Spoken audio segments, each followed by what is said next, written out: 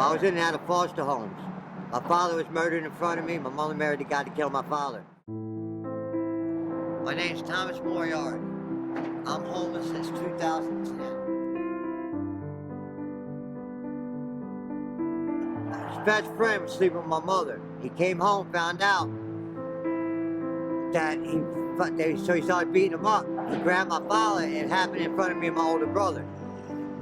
The brother came up behind my father, stabbed him in the jugular vein in the chest. My father bled to death right in front of us. We got put in foster homes. She had 2 kids by him, the guy that killed my father, and then she had 2 kids by my father's first cousin, which is my second cousin, so it makes my younger brothers my cousins and my brother. I was beat as a kid. I got beat with extension cords, metal buckets in the foster home. They had put me on a horse farm. So I was more of a slave than one of their kids. I had a rough life. I had a bad life. I've been on the streets. I've been stabbed 8 times. I've been in prison twice. That's what I went through all my life. And then I ended up living on the streets from I was 12 till I was 19. Now I'm back on the streets since 2010. I wake up usually sick if I don't hold something from the dope. Now I come out here sick. I'll make money to eat, and money for me not to be sick. Then I'll come back out like an afternoon like I am now and do it again for lunchtime and then dinner time. You know what I mean? I maintain the day. I make enough money. I don't get greedy. There's a lot of panhandlers out there that's aggressive panhandlers. I'm not. You could have your car window open and I'll walk past you and won't say a word to you. I leave it up to you to give me the money because it means more to me because it's coming from your heart. Because if I ask you for it, I'm taking a little bit away from you. If I can get greedy, if I push it, if I stay here all day, I can make $100. But I don't do that. I'm not that type of person to do that. You know what I mean? Because I don't say how I can. There's a lot of greedy people out here that do that. There's healthy people come here. There's a 23-year-old kid that comes here that's healthy. When I was his age, I was working 3 jobs. He comes out here, panhandles, cuts me off, bullies me. I got punched in the mouth by this other guy because they want to bully me out of the spot. You know what I mean? It's hard. You gotta survive every single day. You deal with so many people, different people out here. It's rough. It's scary. But I'm so numb to it right now. I don't even know how to explain the feeling. You know, situations. I had a gun put to my face the other day, and I had no reaction to it. Didn't even scare me. Yeah, I do drugs because I got cirrhosis, I got pancreatitis, and I got spinal arthritis. I'm in chronic pain all the time. So I basically am out here self-medicating myself. And I was shooting heroin since I was 12 years old with my mother. I was born on heroin. It's rough because you gotta go and get it every single day. Especially heroin. Heroin, you need it every day. It's not like you do it one day and you don't need it no more. Once you're addicted to heroin, you're always gonna want that heroin. Because I was born on it, and I've done it shot at 12 years old with my mother. She overdosed and died in 94. My body's, that's all it's used to right now.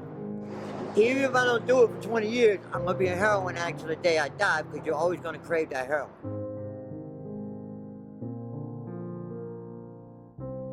My body's falling apart for all these years. You know, it's only a matter of time before my liver passes. My brother, I just lost maybe 2. My older brother, cirrhosis. This is how it went. My Uncle Ray died in 2006, cirrhosis. My Aunt Carolyn, between 2006 and 2007, my father's sister killed herself. My Uncle Tom, who I'm named after, my mother's brother, dies of cirrhosis. I go to prison in 2007. I go to Rahway State Prison. Get out in 2009. They gave my sister 10 days to live. She died of cirrhosis. 2 years ago, my brother Danny died of cirrhosis. Now, I'm next. For the past 6 years, I've been homeless. We're standing underneath the bridge that I sleep under.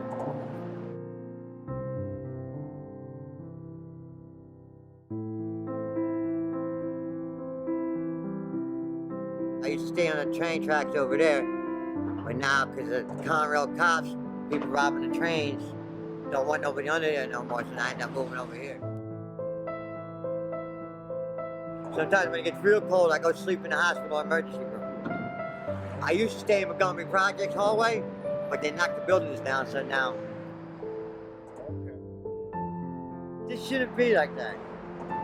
You wouldn't believe, if I had a place to live today, I would probably go to a detox and get myself straight and just stay in the house and watch TV.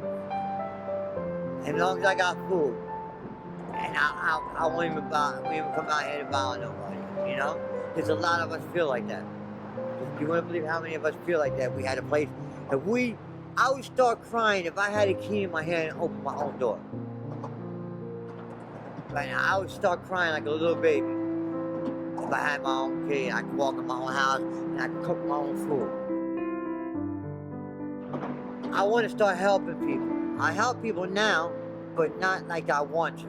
When they see me get straight after all these years of me doing drugs, once I get straight, hopefully they're gonna start following me. You know what I mean? They're gonna say, oh, Tom got straight, well, I can do it. I wanna go to millionaires. All I want them to do, put $1 million in an account. The interest, give a percentage of the interest, put it in another account. And one account just to help the homeless. And you're not losing nothing, it's the interest. You'll still have your $1 million. Just the interest. Part of the interest, put it in another account. Use that money, take these abandoned buildings around here, fix them up, put the homeless in them. You would not have no homeless or hungry. Now, the homeless women and children, I would give them 2 years. They don't have to buy no clothes, no food, no nothing. They would have everything for the kids, daycare, whatever be paid for. They got 2 years to go to school or work and put money away for the next family to come in. All I ask is for help for the homeless. You don't even have to help me. Just help other people. Give them help. Go up to them and take them to eat. Get them clothes or give them when it's cold. But get a hotel room. You know you have the money. Don't buy the ho-hos one day. Feed somebody.